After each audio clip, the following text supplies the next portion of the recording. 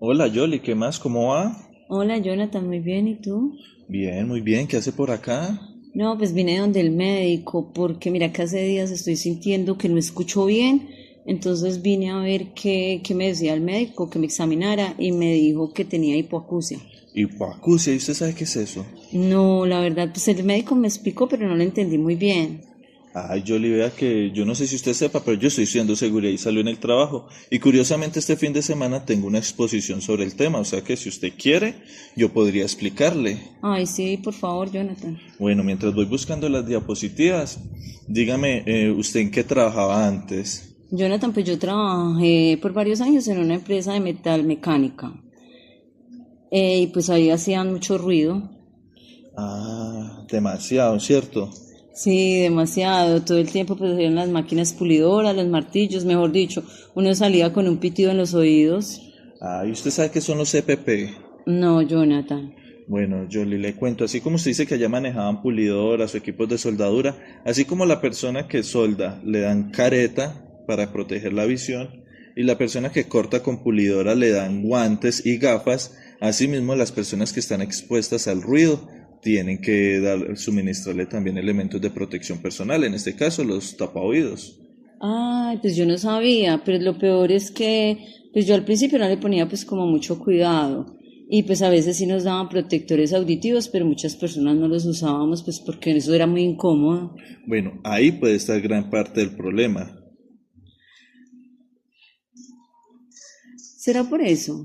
Muy probablemente sí. Mira, acá entonces ya te voy a mostrar en las diapositivas. Primero vamos a empezar con la definición de hipoacusia. Entonces, bueno, la hipoacusia es básicamente la pérdida parcial de la audición. O sea, la persona empieza a escuchar menos de lo normal. Pero eso es como quedarse sordo. Puede llegar a eso en casos graves, pero no siempre. Muchas veces empieza poquito a poquito y las personas ni siquiera se dan cuenta al principio. La hipoacusia puede afectar diferentes partes del oído, sobre todo el oído interno, que es donde están las células que ayudan a transformar el sonido en señales para el cerebro. O sea que el oído sí escucha, pero el cerebro no recibe igual información. Exactamente. Y dependiendo de la parte afectada, existen diferentes tipos de hipoacusia. Por ejemplo, hay unas que se producen por daño en el oído interno, otras por problemas para que el sonido pase correctamente y otras mezclan las dos. En los trabajadores, una de las más comunes es la causada por la exposición constante al ruido. Ahora hablemos un poquito de los signos y síntomas. Sí. Y algo muy complicado de esta enfermedad es que los síntomas aparecen poco a poco. Por ejemplo, muchas personas empiezan sintiendo que escuchan bajito o que no entienden bien cuando varias personas le hablan al mismo tiempo. Ay, a mí eso me pasa muchísimo. También es común pedir que repitan las cosas varias veces. Ay, sí, a mí hasta hay veces que me dicen que es que no pongo atención. Exacto. Otro síntoma frecuente es el zumbido en los oídos, que también se conoce como tinnitus. Uy, sí, a mí me pasa eso y es como un pitido. Sí, literalmente. Y muchas personas también empiezan a subir demasiado el volumen del televisor o del celular sin darse cuenta. El problema es que como todo ocurre progresivamente, muchas veces las personas se acostumbran y no busca ayuda rápidamente. Si yo le digo a usted fisiopatología, ¿usted sabe a qué se refiere? No, no tengo ni idea. Bueno, eso suena súper complicado, pero en realidad es entender qué pasa dentro del oído. Entonces, cuando una persona está expuesta a mucho ruido durante bastante tiempo, las células del oído interno empiezan a dañarse. Esas células son muy delicadas y ayudan a captar los sonidos.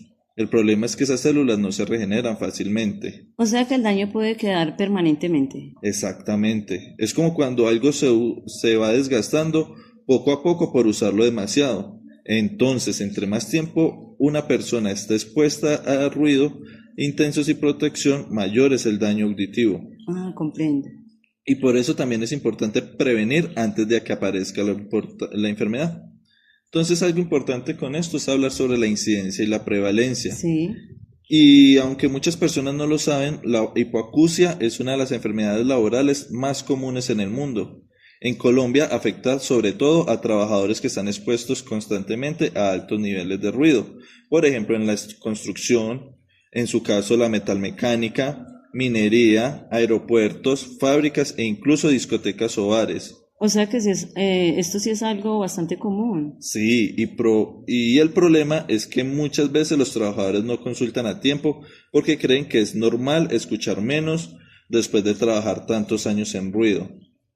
Por eso la vigilancia epidemiológica es tan importante porque ayuda a detectar los casos antes de que el daño avance más.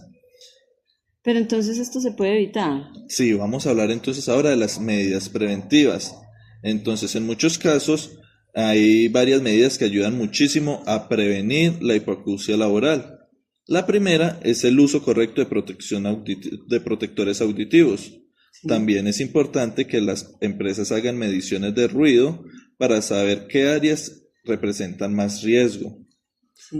Otra medida clave son las capacitaciones, porque muchos trabajadores no saben realmente cómo se produce el daño auditivo.